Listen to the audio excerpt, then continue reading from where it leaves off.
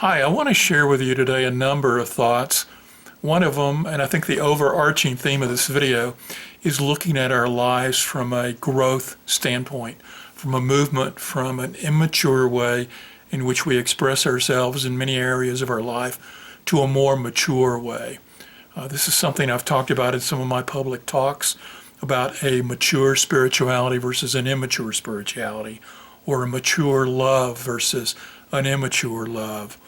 And there's many ways in which our lives get expressed in somewhat of a less than wise way. And as we grow older and hopefully more wise, we tend to look back on aspects of our life and realize that we've gone through a growth arch.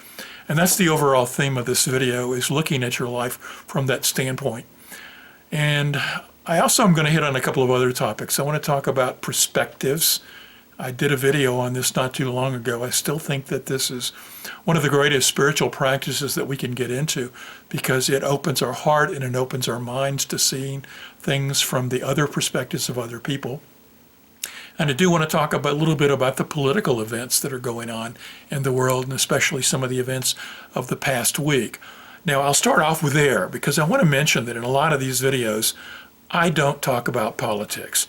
I've been doing this YouTube channel consistently since, I think, late 2018. I know a lot's been going on politically.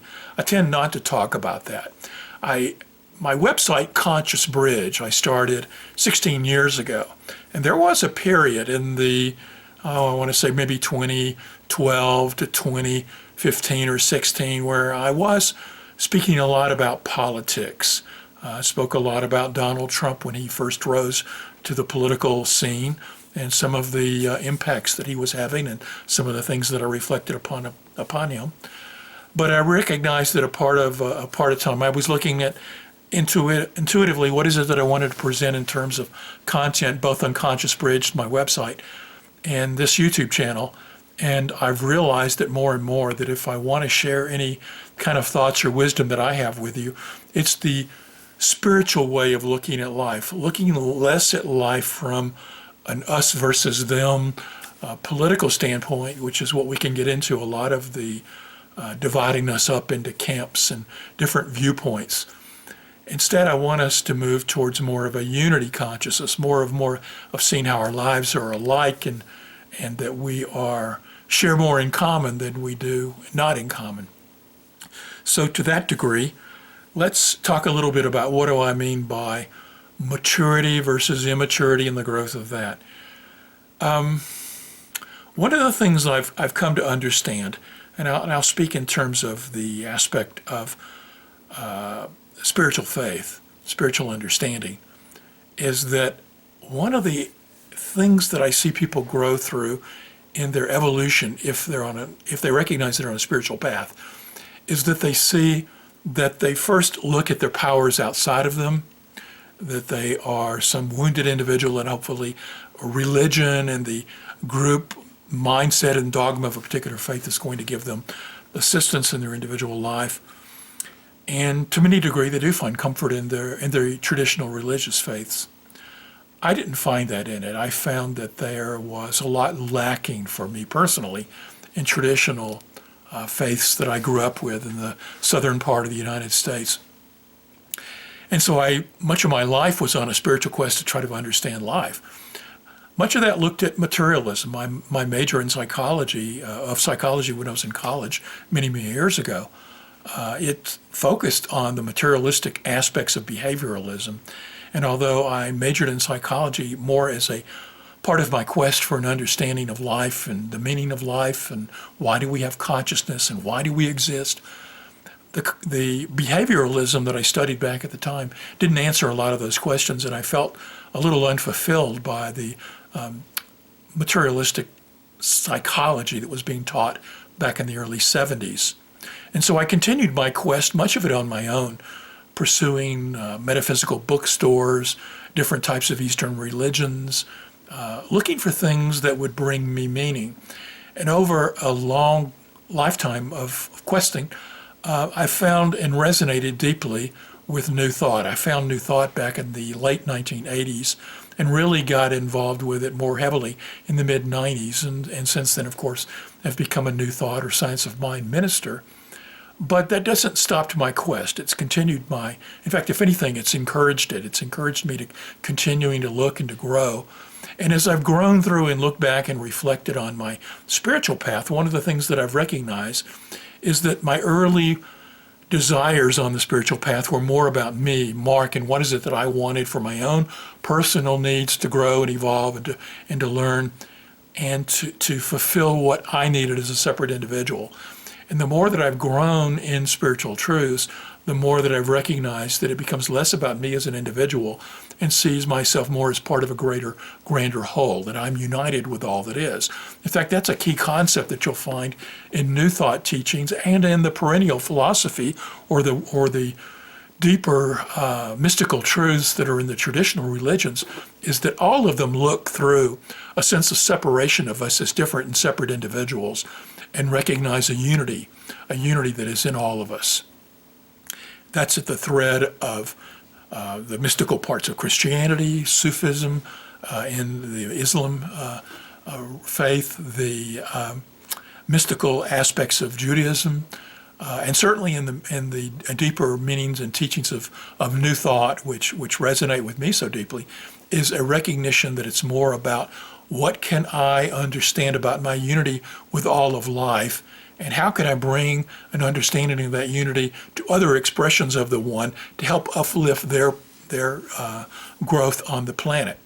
And so for me, there is a movement that we make when we are on a spiritual path from seeing ourselves as separate, and it's all about growth for us as separate individuals, sometimes even in power and control conflicts with other people, till we let go of that and we become more about seeing the unity of everything and how can we uplift the entire planet. How can we be more about the oneness and spreading oneness and love and an understanding of our unity on the planet. So there's a movement, what we might call and Ken Wilber, I really love the work of Ken Wilber and his philosophical writings, spiritual writings as well. But he talks about that we move through stages of development and we grow upon lines of development.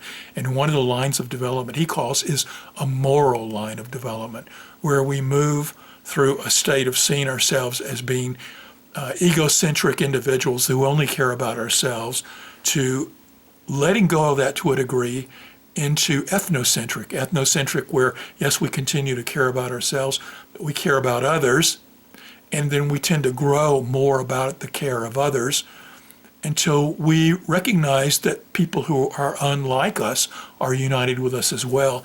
And we then take on what's called a world-centric or cosmocentric viewpoint. All of this is a developmental line where who do we have care and concern for? It begins with just me, and then it expands outward to my group. And my group gets bigger and bigger and bigger at the ethnocentric level. And then eventually we become where we have care and concern for the greater, broadest viewpoint of humanity at large, even those people who are different from us, even those people who believe differently from us, act differently, etc., that we have to grow and evolve to seeing the goodness in all that is, and eventually encompassing the world at large, this entire planet and this universe, and have a care and concern for all of this existence. So this developmental line of being small and who we care for and growing to the broadest viewpoint is moving, in my mind, from a sense of immaturity when we're only caring about ourselves to the greatest mature levels when we grow to higher expressions. Back to religion for a moment, as we move from caring only about ourselves individually to the highest expressions of seeing the unity of all that is. In our religious faith, we move into faiths that see the divine essence embodying in everything it is, that everything it is an aspect of God. And so that moves from an immature spirituality that pits us against one another and says we're here to control one another, or you're going to hell and I'm going to heaven, a kind of immature aspect that's separate, that feeds a sense of separation, to one that feeds a sense of unity. The one that feeds a sense of unity is a more mature faith. We can consider this sort of arc from immaturity to maturity in our relationships as well. When we're young and we first get that sense of falling in love with somebody, we look at it that there's this separate entity that we feel a desire for, physical desire, emotional desires, and we create the relationship with them, and many times we bring our selfish needs to the relationship. Sometimes we bring our sense of incompleteness to the relationship. That whole idea of that other person is going to somehow or another complete us is a very immature kind of love relationship. What we grow into the wisdom of recognizing on a pattern of moving from an immature love where it's all transactional, you do this, I'll do this, we'll maintain our relationship together. As long as we both play up to our ends of the bargain, we'll continue this loving relationship. But at some point, that's not enough for us. And as we can either let that relationship end and look for another relationship that's transactional and has its same limitations. But as we move into a higher and more wise type of love, again, we move up from caring simply about me as an individual to seeing about the greater interactions of all that is. And in that, finding that this other person that we have love for is a separate and individualized expression of this one life in which we live. And so then we care about them at a different level. We care because we want them to express their needs and their cares and concerns. We want them to live up to the highest expectations for their life. We bring a sense of love that we are already complete in and of ourselves, and that we want to share the love that we have with them as a complete individual. And we support each other, not in a transactional way, where I'll do this for you and you do this for me, and as long as we do that, we maintain the relationship. But we do it from a way where we are caring for the greatest and highest growth for us, both as individualized expressions of this one life. So what I'm trying to explain here is that an immature love moves from caring about yourself to caring about the greater and greater and greater expression of the all, and that our loving relationships become about love for everything on the planet, including our romantic loves. Our spirituality moves from a sense of separate and apart spirituality to a spirituality that sees the interconnectedness of all that is. And this brings me back to politics. Much of our politics moves through that same arc as well, an arc that looks at us as separate individuals who are in competition for limited resources on the planet. Limited resources not only including material wealth, but people's hearts and minds, that everything is a struggle for control of others. And so it's very transactional, it's very competitive. So that sense of I'm separate and I need to control others plays out in faith, it plays out in love, and it plays out in politics. A more mature politics recognizes that there are in all these billions of human beings, individualized expressions of the one on this planet who have been birthed here to express themselves, that to live and thrive, to have their basic needs met, and to move beyond basic needs to a sense of thriving in their experience as a spiritual being moving through this human experience. But an immature politics sees ourselves as separate and in competition. Now this all brings us to different perspectives, because one of the things that is very limiting to us is that when we can only take our perspective, it is very hard to make that leap from being egocentric to ethnocentric to world-centric. As long as we stay mired in that my way of seeing life is the only way to see it, then we can't honor and respect the fact that somebody else who has moved through a totally different experience from us and has a totally different worldview than us may see and interpret things separate from us. And that becomes part of the conflict that plays out in religion, love, and politics. Very much so in our political world right now. What do I mean by, I'm going to just do a little aside here. One of the best analogies that I know of is an ocean with waves capping. At the base of underneath the ocean, we're all one. The essence of who we are as spiritual beings on this planet is united in a vast oneness, in levels that often are beyond our human perception. But as little caplets, as little waves coming to the surface and we look around, we have a little perspective. At our base, we are united in oneness with every other individualized person. But at the peak, we're experiencing life differently. And that different experience means not only the viewpoint whereby we're looking at things at that moment, but everything that we have brought in all of our life experiences up to that moment that feed our worldview. And so if we look at life as a sense of competition and fear and limited resources, we bring that mindset to how we view things.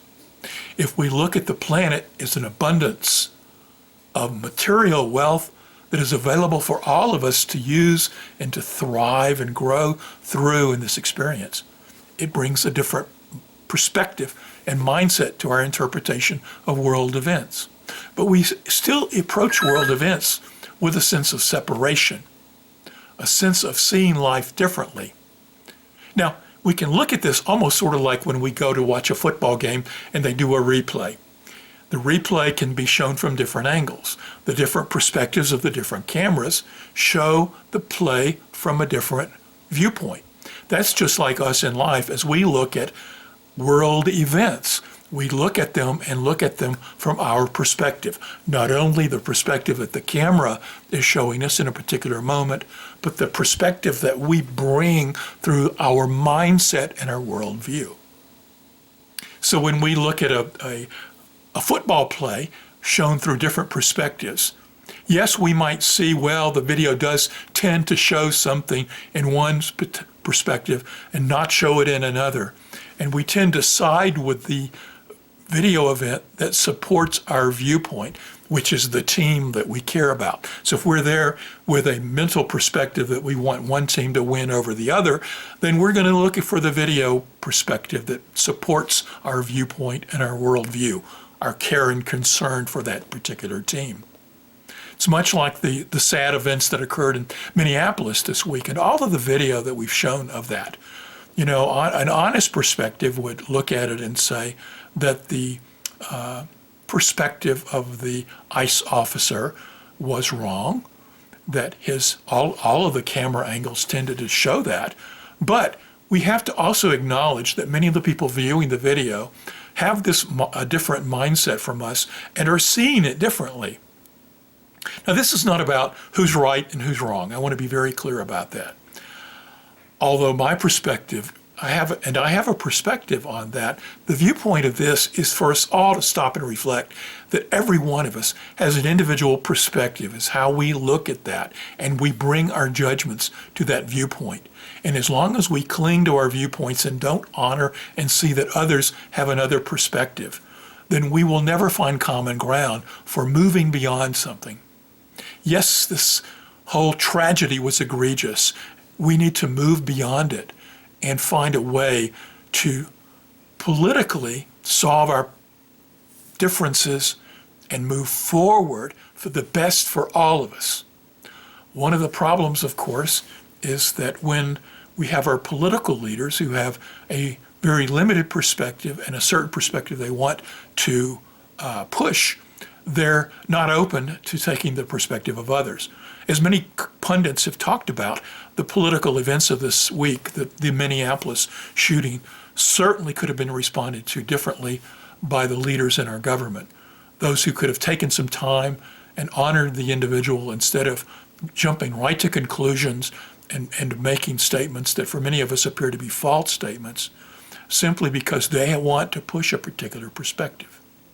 One other thing I want to mention about this is that there was an interview recently with our president where they asked him who he felt like was, did anybody control his choices? And his ultimate comment, and I'm paraphrasing it here, was that the only control over him was his only moral choices, that there was nothing in the U.S. and then nothing in the world that would really limit him. And so he only saw his viewpoint and his perspective as being the only one of value. Well, let's go back and consider for a moment that growth arc where we move from ego perspective to ethno to world. And so what we're looking at is someone, for whatever reason, a spiritual being who is moving through this human experience and stuck in an egocentric perspective and judging everything from his own perspective.